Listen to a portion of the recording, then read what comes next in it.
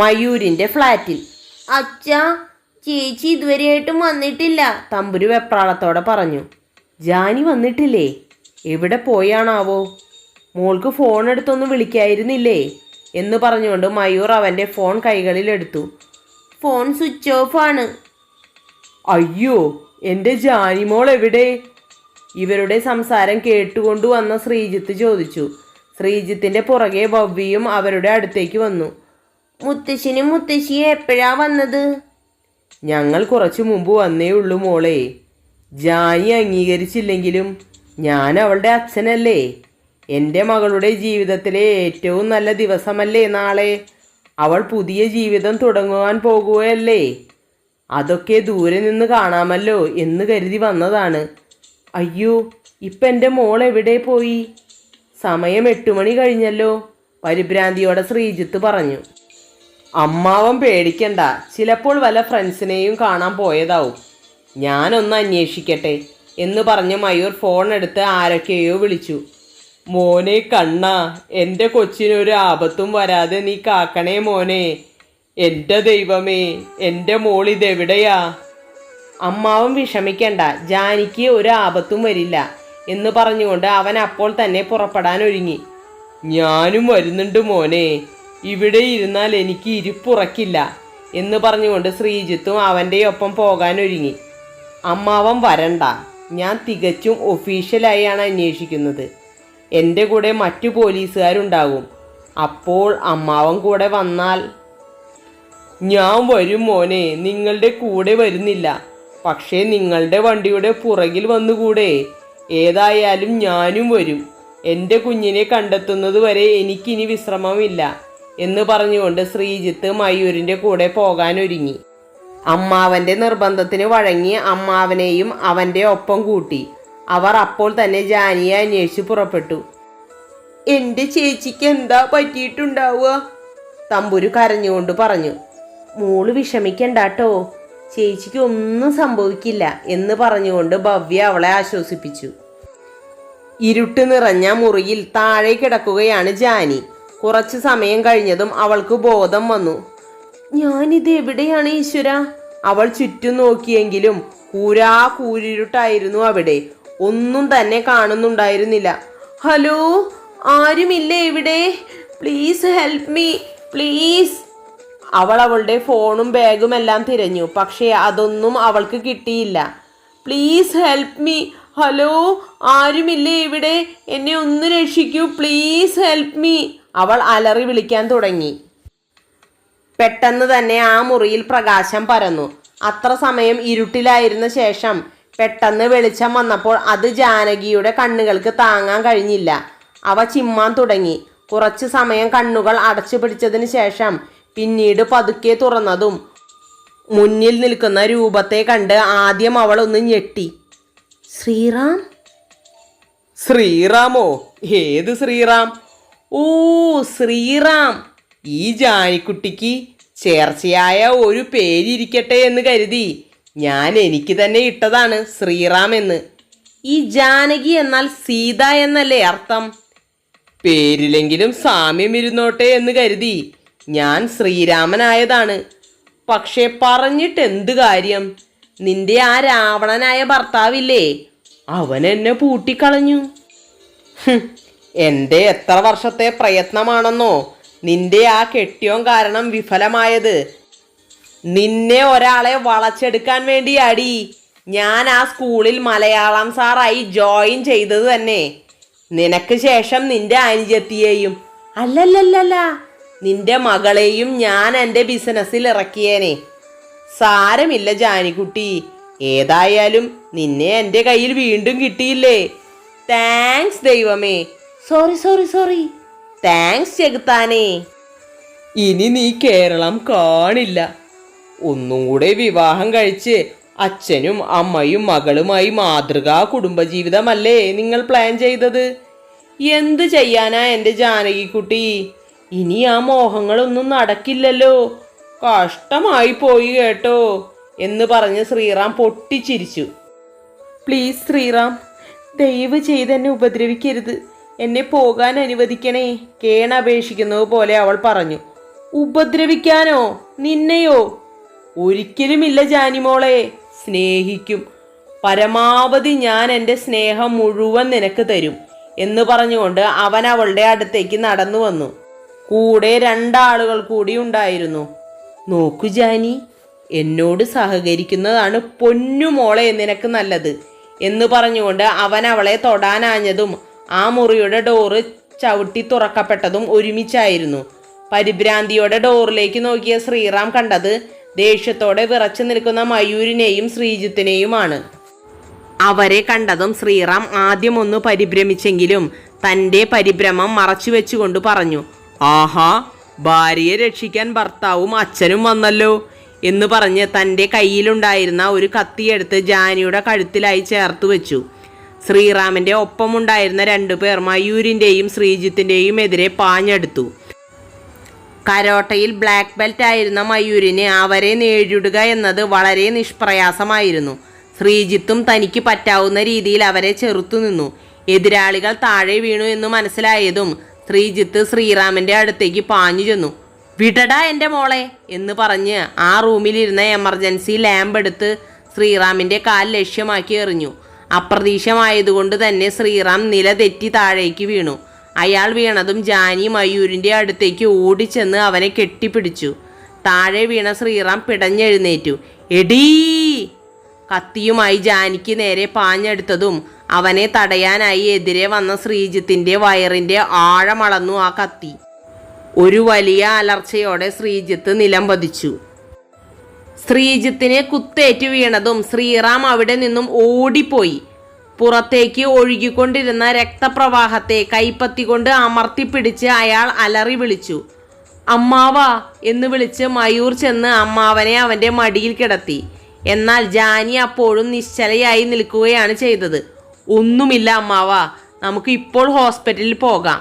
അമ്മാവൻ പേടിക്കണ്ട, ഒന്നും സംഭവിക്കില്ല എന്നൊക്കെ പറഞ്ഞ് അവൻ അമ്മാവനെ സമാധാനപ്പെടുത്തിക്കൊണ്ടിരുന്നു. അപ്പോഴും ഒന്നും മിണ്ടാതെ നിശ്ചലയായി നിൽക്കാനേ ജാനിക്ക് കഴിഞ്ഞുള്ളൂ. ജാനി മോളെ, ഒരു വട്ടമെങ്കിലും എന്നെ അച്ഛ എന്ന് വിളിക്കുമോ മോളെ യാചിച്ചുകൊണ്ട് അയാൾ പറഞ്ഞു. ശ്രീജിത്തിന്റെ വാക്കുകൾ കേട്ടതും ഒന്നും മിണ്ടാതെ അവൾ തിരിഞ്ഞു നിന്നു. അച്ഛ എന്ന വിളി കേട്ട് മരിക്കാനാണ് മോളെ എനിക്ക് ആഗ്രഹം. ഒരു വട്ടമെങ്കിലും ഈ മഹാഭാപിയെ അച്ഛ എന്നൊന്ന് വിളിക്കുമോളെ. മയൂർ ശ്രീജിത്തിനെ എടുത്തുകൊണ്ടു പോകുമ്പോഴും കാലു പിടിച്ച് യാചിക്കുന്നത് പോലെ അയാൾ പറഞ്ഞുകൊണ്ടേയിരുന്നു. അപ്പോഴും ജാനിയുടെ മനസ്സ് പാറ പോലെ ഉറച്ചു തന്നെയായിരുന്നു ഇരുന്നിരുന്നത്. ശ്രീജിത്തിനെ എടുത്തുകൊണ്ടുപോയി അവൻ കാറിൻ്റെ ബാക്ക് സീറ്റിൽ കിടത്തി. അപ്പോൾ തന്നെ ജാനി ചെന്ന് കോ ഡ്രൈവിംഗ് സീറ്റിൽ കയറി മുന്നോട്ട് തന്നെ നോക്കിയിരുന്നു. മോളെ ജാനി, എന്നോട് ക്ഷമിക്കടാ എന്ന ശ്രീജിത്തിൻ്റെ ശബ്ദം ആ കാറിൽ മുഴങ്ങിക്കൊണ്ടേയിരുന്നു. നിമിഷ നേരം കൊണ്ട് തന്നെ മയൂർ ആ കാറ് ഒരു ഹോസ്പിറ്റലിൽ എത്തിച്ചു. അവിടുത്തെ ഡോക്ടർ മയൂരിൻ്റെ ബെസ്റ്റ് ഫ്രണ്ടായ സിദ്ധാർത്ഥ് ആയിരുന്നു. ശ്രീജിത്തിനെ കൊണ്ടുചെന്ന പാടെ അവർ ICUവിൽ കയറ്റി കിടത്തി. മയൂരാണെങ്കിൽ ടെൻഷൻ അടിച്ച് നടക്കുകയായിരുന്നു. ICUവിൻ്റെ പുറത്തുള്ള കസേരയിൽ ജാനി നിർവികാരതയോടെ ഇരുന്നു. കുറച്ചു കഴിഞ്ഞപ്പോൾ മയൂരും അവൾക്ക് അടുത്തായി വന്നിരുന്നു. താനൊന്നും കഴിച്ചില്ലല്ലോ. ഇവിടുത്തെ ക്യാൻറ്റീൻ അടച്ചിട്ടില്ല, നമുക്ക് പോയി എന്തെങ്കിലും കഴിക്കാം. എനിക്കൊന്നും വേണ്ട ഏട്ടാ, ഏട്ടൻ പോയി കഴിച്ചോളൂ. തനിക്ക് വേണ്ടെങ്കിൽ എനിക്കും വേണ്ട. താൻ ഇന്ന് ഉച്ചയ്ക്ക് ഫുഡ് കഴിച്ചതല്ലേ, വെറുതെ വിശന്നിരിക്കണ്ട, തല കറങ്ങും. അതിന് മറുപടിയൊന്നും അവൾ പറഞ്ഞില്ല. കണ്ണുകൾ അടച്ച് മൗനം പാലിച്ചിരുന്നു. പിന്നെയും സമയം കടന്നുപോയി. ഇതിനിടയ്ക്ക് ഒരു കട്ടൻ ചായയും ഒരു കഷ്ണം ബ്രെഡും അവൻ അവളെ കൊണ്ട് നിർബന്ധിച്ച് കഴിപ്പിച്ചു. ICUവിൻ്റെ ഡോറ് തുറന്ന് ഒരു നേഴ്സ് പുറത്തേക്ക് വന്നു. ആരാണ് ജാനകി? നേഴ്സ് അന്വേഷിച്ചു. എന്താ സിസ്റ്റർ? അമ്മാവന് അല്ല ശ്രീജിത്തിന് എങ്ങനെയുണ്ട്? മയൂർ തിരക്കി. ഓക്കെ ആയി വരുന്നു, പക്ഷേ പേഷ്യൻ്റ് ഇപ്പോഴും ജാനകിയെ അന്വേഷിച്ചുകൊണ്ടിരിക്കുന്നു. പേഷ്യൻറ്റിനാണെങ്കിൽ ക്രിട്ടിക്കൽ സ്റ്റേജിൽ നിന്നും റിക്കവറായി വരുന്നതേയുള്ളൂ. ഈ സമയം ഇതുപോലെ ടെൻഷൻ അടിച്ചാൽ ചിലപ്പോൾ പ്രഷർ ഷൂട്ട് ചെയ്യാൻ സാധ്യതയുണ്ട്. അതുകൊണ്ട് തന്നെ ജാനകിയെ എത്രയും പെട്ടെന്ന് പേഷ്യൻറ്റിൻ്റെ അടുത്ത് എത്തിക്കുക എന്ന് പറഞ്ഞ് നേഴ്സ് അകത്തേക്ക് പോയി. നേഴ്സ് പോയതും അവൻ അവളുടെ മുഖത്തേക്ക് ഒന്ന് നോക്കി. അപ്പോഴും നിർവികാരതയോടെ ഇരിക്കുകയായിരുന്നു ജാനി അവിടെ. ജാനി, തീർത്താൽ തീരാത്ത പാപമാണ് എൻ്റെ അമ്മാവൻ ജാനിയോടും ജാനിയുടെ അമ്മയോടും ചെയ്തത്. പക്ഷേ എത്ര കൊടും പാപത്തിന് ഒരു പാപമോഷമില്ലേ?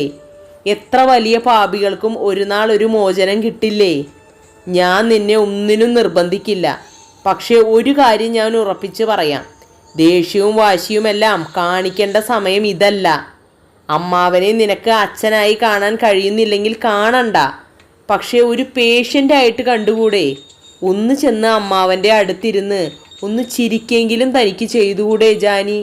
അത്രമാത്രം മതി ആ പാവത്തിന്. പ്ലീസ് ജാനി, ഒന്ന് ചെന്ന് അമ്മാവൻ്റെ അടുത്തിരിക്കാമോ? അവൻ കാല് പിടിക്കുന്നത് പോലെ പറഞ്ഞു. മയൂരിൻ്റെ ശബ്ദം ഇടറിക്കൊണ്ടുള്ള വാക്കുകൾ കേട്ടതും അവൾ ഇരുന്നിടത്തു നിന്നും എഴുന്നേറ്റ് അവനെ ഒന്ന് നോക്കിക്കൊണ്ട് ICUവിൻ്റെ ഉള്ളിലേക്ക് കയറിപ്പോയി. ഒരുപാട് വയറുകൾ ശരീരത്തിൽ കുത്തിക്കയറ്റി കിടക്കുകയാണ് ശ്രീജിത്ത്. ഓക്സിജൻ മാസ്കും മുഖത്ത് വെച്ചിട്ടുണ്ട്. ജാനിയെ കണ്ടതും അയാൾ സന്തോഷം കൊണ്ട് ഓക്സിജൻ മാസ്ക് മാറ്റി. മോളെ ജാനിക്കുട്ടി, സന്തോഷമായി മോളെ, നീ അച്ഛനെ കാണാൻ വന്നല്ലോ. കണ്ണ് നിറച്ചുകൊണ്ട് അയാൾ പറഞ്ഞു. എന്താ ഇത്? നിങ്ങളോട് ആരാ പറഞ്ഞത് ഓക്സിജൻ മാസ്ക് മാറ്റാൻ എന്ന് പറഞ്ഞ് നേഴ്സ് ദേഷ്യപ്പെട്ടു. ഒരു മിനിറ്റ് സിസ്റ്ററെ, ഞാൻ എൻ്റെ മോളോട് ഒരു കാര്യം പറഞ്ഞോട്ടെ, അയാൾ നേഴ്സിനോട് അപേക്ഷിച്ചു. ഈ ICUവിൽ നിന്നും ഇനി ഞാൻ ജീവനോടെ പുറത്തേക്ക് വരുമോ ഇല്ലയോ എന്നൊന്നും എനിക്കറിയില്ല. പക്ഷേ എൻ്റെ അവസാനത്തെ ഒരു ആഗ്രഹമാണ് മോളെ. ഒറ്റത്തവണ ഒരു പ്രാവശ്യമെങ്കിലും എന്നെ അച്ഛ എന്നൊന്ന് വിളിക്കുമോ മോളെ? കരഞ്ഞപേക്ഷിച്ചുകൊണ്ട് ശ്രീജിത്ത് പറഞ്ഞു. ജാനി അവളുടെ കണ്ണുകൾ ഇറുക്കി അടച്ചു. കവിളിലൂടെ കണ്ണുനീർ ചാലിട്ടൊഴുകി. അവളിൽ നിന്നും ഒരു ഏങ്ങൽ പുറത്തേക്ക് വന്നു. വിറയ്ക്കുന്ന ശബ്ദത്തോടെ അവൾ വിളിച്ചു, അച്ഛാ. ഈ ലോകം പിടിച്ചടക്കിയ സന്തോഷമായിരുന്നു അയാൾക്ക് അപ്പോൾ ഉണ്ടായിരുന്നത്. നന്ദിയുണ്ട് മോളെ ഈ മഹാപാപിയോട്. നീ കുറച്ചെങ്കിലും കരുണ കാണിച്ചല്ലോ. ഇനി എനിക്ക് മരിച്ചാലും വേണ്ടില്ല. അയാളിൽ സന്തോഷം അണപൊട്ടിയൊഴുകി. മാറ്റിവെച്ച ഓക്സിജൻ മാസ്ക് എടുത്ത് അവൾ അയാളുടെ മുഖത്ത് വെച്ച് കൊടുത്തു. ടേക്ക് കെയർ, ഒന്നും സംഭവിക്കില്ല. അച്ഛൻ ആരോഗ്യവാനായി വരുന്നത് വരെ ഞങ്ങൾ പുറത്ത് കാത്തു നിൽക്കും എന്ന് അയാളെ നോക്കി പുഞ്ചിരിച്ചുകൊണ്ട് പറഞ്ഞതിന് ശേഷം അവൾ പുറത്തേക്ക് പോയി. പിറ്റേ ദിവസം തന്നെ ശ്രീജിത്തിനെ റൂമിലേക്ക് മാറ്റി. ജാനിയായിരുന്നു അയാളെ നോക്കാൻ ഹോസ്പിറ്റലിൽ നിന്നിരുന്നത്. ഇതിനിടയ്ക്ക് ഭവ്യയും ഹോസ്പിറ്റലിൽ വന്നിരുന്നു. എന്നാൽ തന്നെ ജാനി നോക്കിയാൽ മതിയെന്ന വാശിയായിരുന്നു ശ്രീജിത്തിനുണ്ടായിരുന്നത്. അങ്ങനെ ഭവ്യയും ജാനിയും കൂടി അയാളെ പരിചരിക്കാൻ ഹോസ്പിറ്റലിൽ നിന്നു. പതുക്കെ പതുക്കെ അവൾ ഭവ്യയെ അമ്മയായി കാണാൻ തുടങ്ങി. നഷ്ടപ്പെട്ടു പോയ തൻ്റെ ബാല്യവും കൗമാരവും ഒരുമിച്ച് തനിക്ക് കിട്ടിയതുപോലെ ജാനിക്ക് തോന്നി. അച്ഛൻ്റെയും അമ്മയുടെയും സ്നേഹം ആവശ്യത്തിലേറെ അവൾക്ക് ലഭിച്ചു. ഏകദേശം ഒരാഴ്ചയ്ക്ക് ശേഷം ശ്രീജിത്ത് ഡിസ്ചാർജായി ഫ്ലാറ്റിലേക്ക് വന്നു. ചേച്ചിക്കിപ്പോൾ അച്ഛനെയും കിട്ടി അമ്മയെയും കിട്ടി, അതുകൊണ്ട് എന്താ? എന്നെ ആർക്കും വേണ്ടാതായി. തമ്പുരു പരാതിയുമായി മയൂരിൻ്റെ അടുത്തെത്തി. എൻ്റെ മോൾക്ക് ആരില്ലെന്നോ? എന്താടാ താൻ ഈ പറയുന്നേ? ചേച്ചി ഇല്ലെങ്കിൽ എന്താ? ഇത്രയും ചെറുപ്പക്കാരനായ ഒരു അച്ഛനെ എൻ്റെ മോൾക്ക് കിട്ടിയില്ലേ? ഞാൻ മാത്രമല്ല, എൻ്റെ മോൾക്ക് ഇപ്പോൾ എല്ലാവരുമുണ്ട്. അച്ഛനുണ്ട്, അമ്മയുണ്ട്, മുത്തശ്ശനുണ്ട്, മുത്തശ്ശിയുണ്ട്. കൂടാതെ മാണിക്യശ്ശേരിയിലെ എല്ലാ ബന്ധുക്കളും മോളുടെ സ്വന്തല്ലേ? അവൻ അവളെ ചേർത്ത് പിടിച്ചുകൊണ്ട് പറഞ്ഞു. ഉണ്ട് എന്ന് പറഞ്ഞിട്ട് എന്താ കാര്യം? ഇപ്പോഴും അച്ഛനും അമ്മയും ഒരുമിച്ചല്ലല്ലോ താമസം. നിയമപരമായി വിവാഹവും കഴിച്ചിട്ടില്ല. ഇപ്പോഴും അച്ഛൻ കൊമ്പത്തും അമ്മ വരമ്പത്തുമാണ്, അവൾ നിരാശയോടെ പറഞ്ഞു. അതിനെന്താടാ ചക്കരേ, മുത്തച്ഛന് സുഖമാകുന്നവരെ നമ്മളൊന്ന് വെയിറ്റ് ചെയ്തതല്ലേ? വൈകാതെ തന്നെ ഞങ്ങൾ നിയമപരമായി വിവാഹിതരാകും. എന്നിട്ട് വേണം നമുക്ക് ലൈഫ് ഒന്ന് അടിച്ചു പൊളിക്കാൻ, മയൂർ അവളെ സമാധാനിപ്പിച്ചുകൊണ്ട് പറഞ്ഞു. ഇതിനിടയ്ക്ക് ശ്രീറാമിനെ അറസ്റ്റ് ചെയ്ത് ജയിലിലടച്ചു എന്ന വാർത്ത അവിടെ ആകെ പരന്നു. പിന്നെയും ദിവസങ്ങൾ ഓടിമറഞ്ഞു. ജാനി ശ്രീജിത്തും ഭവ്യയുമായി ഒരുപാട് അടുത്തു. അതുപോലെ അവൾ മയൂരിനെയും ആത്മാർത്ഥമായി സ്നേഹിക്കാൻ തുടങ്ങി. അവർ പരസ്പരം തങ്ങളുടെ സങ്കടങ്ങൾ പങ്കുവയ്ക്കാൻ തുടങ്ങി. ശ്രീജിത്ത് ഒന്ന് നടന്നു തുടങ്ങിയതും അവർ രജിസ്റ്റർ മാരേജിൻ്റെ ഡേറ്റ് ഫിക്സ് ചെയ്തു. അങ്ങനെ ഇരിക്കെ ഒരു ദിവസം അവർ എല്ലാവരും ഭക്ഷണം കഴിച്ചുകൊണ്ടിരിക്കെ അവരുടെ ഫ്ലാറ്റിലേക്ക് ഒരു അതിഥി കയറി വന്നു. സന്തോഷമായിരുന്ന ആ കുടുംബത്തിനെ ദുഃഖത്തിലാഴ്ത്തിക്കൊണ്ടായിരുന്നു ആ അതിഥിയുടെ വരവ്. ആരാണ് കൂട്ടുകാരെ ആ അതിഥി? നിങ്ങളുടെ അഭിപ്രായം കമൻ്റായി രേഖപ്പെടുത്തുമല്ലോ. പിന്നെ ഒരു കാര്യം, ഒട്ടും സമയമില്ലാത്തത് കൊണ്ടാണ് വോയിസ് മാത്രം ഇടുന്നത്. ടൈപ്പ് ചെയ്യാനുള്ള സമയമില്ല കൂട്ടുകാരെ.